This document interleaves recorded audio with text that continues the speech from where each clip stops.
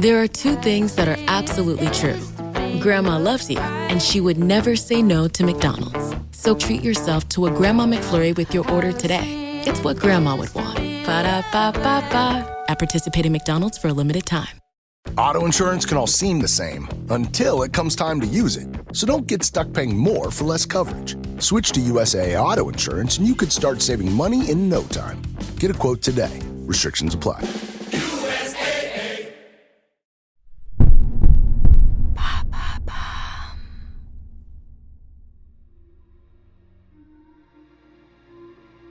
Bonjour à vous, ici Andrea, bienvenue dans True Story. Aujourd'hui, je vais vous parler de la proxénète la plus célèbre du monde. Révolutionnaire dans ses méthodes, intraitable mais maternelle avec ses jeunes protégés, elle a régné pendant 20 ans sur le milieu de la prostitution française et internationale.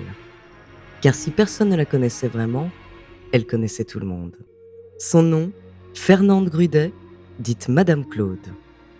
Découvrez sa True Story.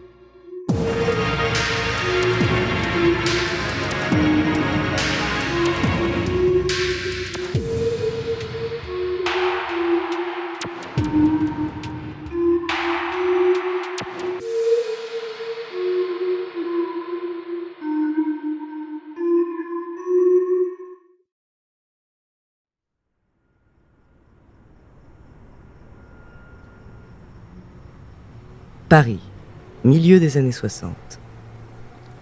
Un homme élégant marche rue Boulainvilliers dans le très chic 16e arrondissement. Grand par-dessus noir sur le dos et col relevé jusqu'au menton, il furette du regard. Aucun passant ne doit le reconnaître. Il presse le pas et finit par s'arrêter au numéro 32. Il entre et monte les quelques marches qui le séparent de son rendez-vous du soir. L'anxiété retombe. Personne ne l'a vu entrer.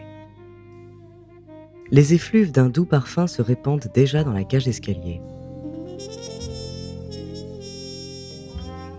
L'homme se met à sourire. La soirée s'annonce agréable et la porte est entr'ouverte. À l'intérieur, des tentures rouges tapissent les murs du bel appartement. Le mobilier a été choisi avec soin, une table, des fauteuils en velours, et un grand lit à baldaquin à peine caché par 2 rideaux de dentelle noire. Dans le fond, un vinyle craque. L'homme fait quelques pas, enlève son manteau et remarque sur la table un cendrier encore fumant. Il se sent attendu, désiré, et il aime ça. Il sait aussi que la femme avec qui il a rendez-vous ce soir est là, quelque part, sans que son regard ne puisse encore déterminer où précisément. Un frisson d'excitation remonte le long de ses jambes jusqu'à la racine de ses cheveux. Où est-elle ? À quoi ressemble-t-elle ? Il s'avance et s'allonge lascivement sur le lit lorsqu'une voix lui parvient depuis l'entrée. « Déjà ? Vous êtes bien pressé ?» Il ne l'avait pas vue en entrant. Elle se tenait derrière la porte. Mais il peut à présent la dévorer des yeux. Une brune magnifique d'à peine 20 ans, les lèvres rouges vifs, les mains gracieuses, la taille fine et la poitrine menue. Exactement comme il les aime. Décidément, Madame Claude choisit bien ses filles.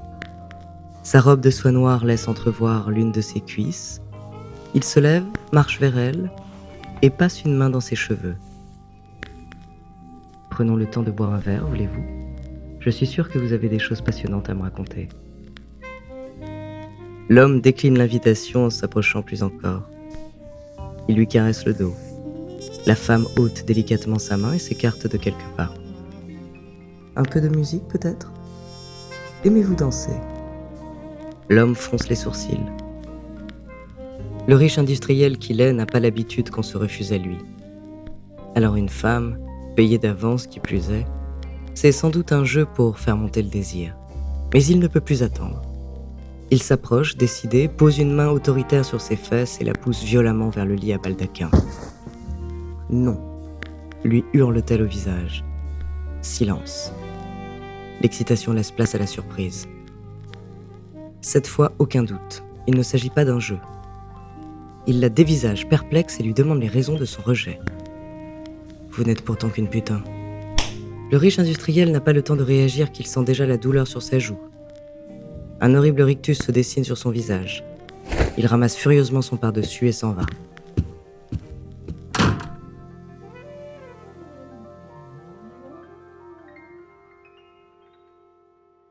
La jeune femme se sent coupable. Non pas d'avoir giflé cet homme grossier, ça il l'avait bien mérité, mais elle a peur de la réaction de sa patronne, la désormais célèbre Madame Claude.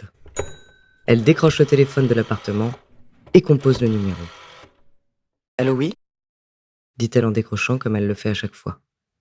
La jeune femme lui raconte l'incident. Madame Claude est imperturbable. Elle écoute le récit jusqu'au bout, puis d'une voix moqueuse mais bienveillante, lui demande « Chérie, si une jeune personne couche avec un monsieur simplement pour de l'argent, tu appelles ça comment ?» La jeune femme ouvre de grands yeux.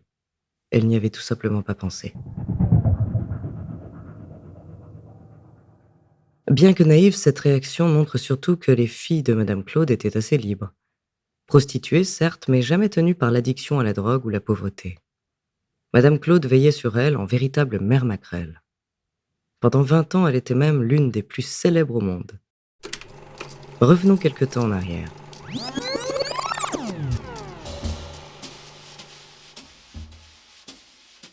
À la fin des années 1950, Fernande Grudet, de son vrai nom, a 35 ans. Mère célibataire aux origines modestes, elle prend le surnom de Madame Claude, neutre et ambivalent, et s'installe à Paris. Après avoir elle-même vendu son corps, elle décide de lancer une entreprise de prostitution. Seulement depuis 10 ans, les maisons closes sont interdites en France. Et le racolage de trottoirs, c'est pas vraiment sa tasse de thé. Elle se refuse à ce genre de procédé vulgaire, sale et dangereux. Ce qu'elle veut, elle, c'est rendre le vice joli, pour reprendre ses mots. Que ses filles soient sublimes, éduquées, élégantes et qu'elles ne couchent que pour de belles sommes d'argent. Elle monte alors un réseau et propose une gamme de luxe pour le plus vieux métier du monde. Sa clientèle, l'élite, ministres, hommes d'affaires, artistes connus. Pour s'assurer que son service reste sélect et que ses filles soient en sécurité, Madame Claude développe alors une nouvelle technique révolutionnaire. Elle fait installer chez elle un téléphone, objet rare à l'époque, et demande aux intéressés de réserver à l'avance. Aux clients de confiance, elle fait tester les nouvelles, et aux nouveaux, elle propose des filles plus chevronnées pour les tester, eux. Elle invente ce qui prendra plus tard le nom de Call Girl. Ce système de commande et de réservation va révolutionner le milieu de la prostitution dans le monde entier. Proxénète ? Non. Tout au plus un échange de bons services, dit-elle. Une simple mise en relation entre des hommes et des femmes. Mais les clients de Madame Claude ne sont pas les seuls à être triés sur le volet.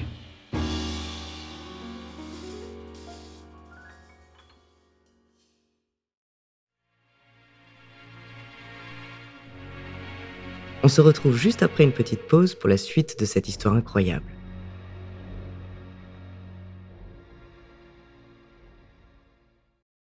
There are two things that are absolutely true.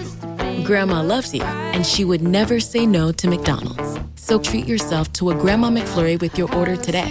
It's what Grandma would want. Ba-da-ba-ba-ba. At participating McDonald's for a limited time. This episode is brought to you by Bai. It's Wonder Water. What makes Bai so great?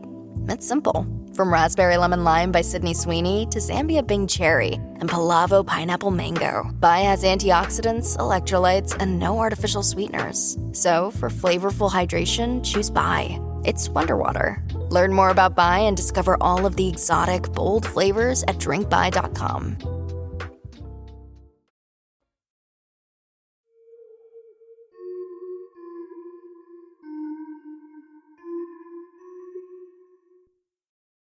De la fin des années 50 au milieu des années 70, elle est en permanence entourée d'une trentaine de femmes sélectionnées sur des critères rigoureux. Pour appartenir à ce petit cercle, il faut avoir entre 20 et 35 ans, être belle, bien sûr, mais aussi savoir parler, avoir une solide formation intellectuelle et de bonnes manières. La patronne s'en assure personnellement en faisant passer aux nouvelles recrues une batterie de tests. Elles sont ensuite systématiquement envoyées sur la table d'opération d'un chirurgien pour se faire refaire les dents, le nez, la bouche, les fesses, les seins. Et parce qu'être belle en tenue d'Ève ne suffit pas, Madame Claude les fait aussi habiller par les plus grands couturiers, Dior, Cardin, Vuitton.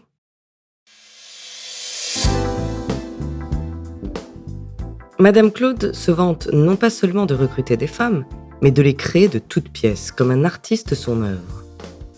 Elles sont sa fierté, mais aussi son produit. Une fois le bloc de marbre informe transformé en somptueuse statue, Madame Claude les envoie se vendre pour 10 à 15 000 francs la nuit, l'équivalent de 2 000 € aujourd'hui. Sur ce soi-disant échange de bons services, elle prélève 30% à chaque fois et accumule une petite fortune. Madame Claude règne sur le milieu de la prostitution de luxe en France, mais aussi à l'international. Reine de la communication avant l'heure, elle entretient savamment la curiosité autour de ses activités. Sans jamais divulguer d'informations compromettantes, elle suggère, par des sous-entendus, les préférences sexuelles de tel ou tel ministre, l'impuissance d'un certain souverain moyen-oriental, le masochisme d'une star hollywoodienne. C'est si excitant d'entendre un milliardaire ou un chef d'État solliciter avec une voix de petit garçon ce que vous seul pouvez lui donner, peut-on lire dans ses notes. Parmi ses clients présumés, le président américain John Kennedy, l'industriel italien Giovanni Agnelli, le roi Hussein de Jordanie et bien d'autres.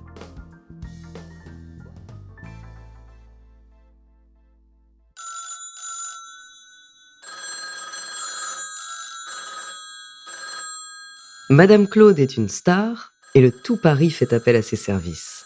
Ses 2 téléphones sonnent en permanence dans son appartement de la rue Marignan et elle continue à recruter de nouvelles filles.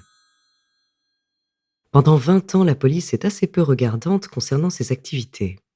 Il faut dire qu'elle connaît tout le monde et qu'elle sait monnayer son impunité contre quelques petits secrets.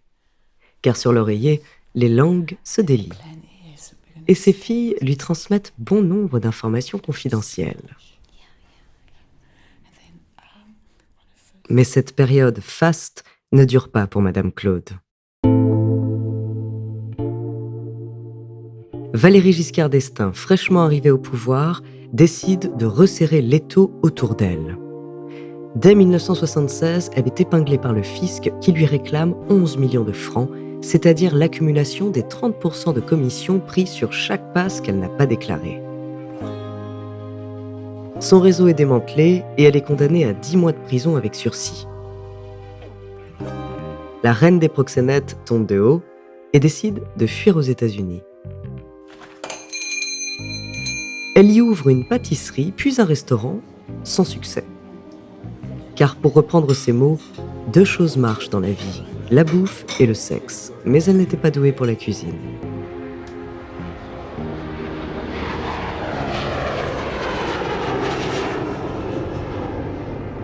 Dix ans plus tard, à 60 ans, elle décide de revenir en France et de se relancer dans le proxénétisme, discrètement cette fois-ci. Mais si Madame Claude est comme une mère pour certaines de ses protégées, elle peut parfois se montrer glaciale envers les nouvelles recrues. L'une d'entre elles prend mal ses critiques et s'en va répéter à la brigade de répression du proxénétisme que la grande Madame Claude est de retour à Paris. À sa tête, l'inflexible commissaire Martine Monteil, bien décidée à la faire tomber. Cette fois, Madame Claude a affaire à une femme que la beauté de ses call girls laisse parfaitement indifférente. Une grande enquête est montée dans le secret le plus total. Les lignes téléphoniques de la Maquerelle sont mises sur écoute et les preuves sont collectées les unes après les autres.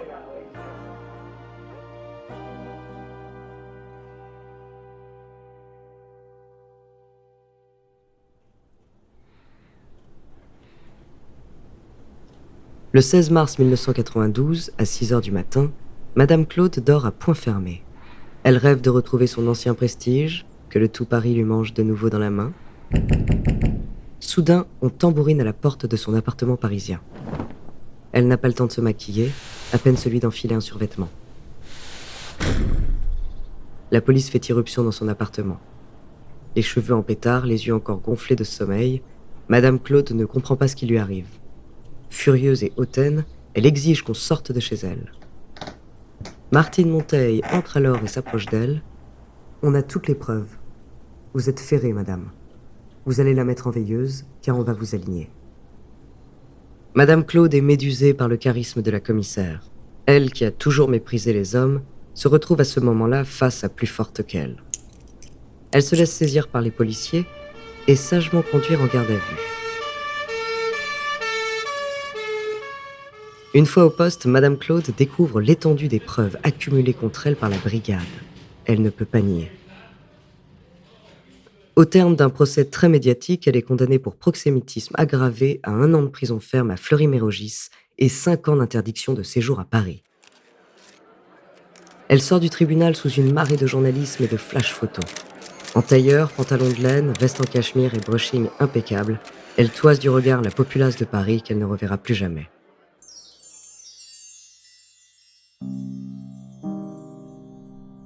Seule et quasi ruinée, Madame Claude finit sa vie dans un petit appartement de la Côte d'Azur.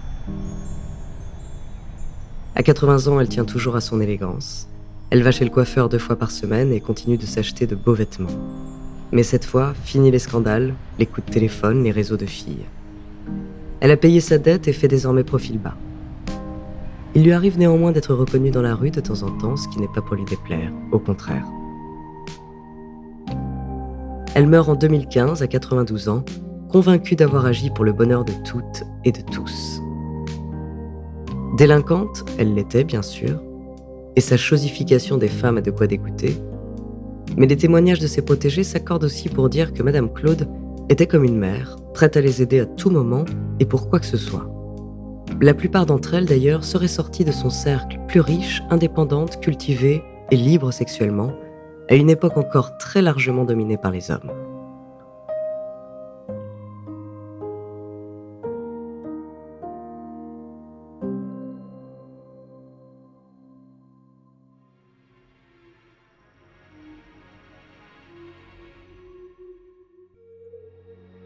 Merci d'avoir écouté cet épisode de True Story. La semaine prochaine, je vous parlerai de l'un des premiers instruments de musique électronique.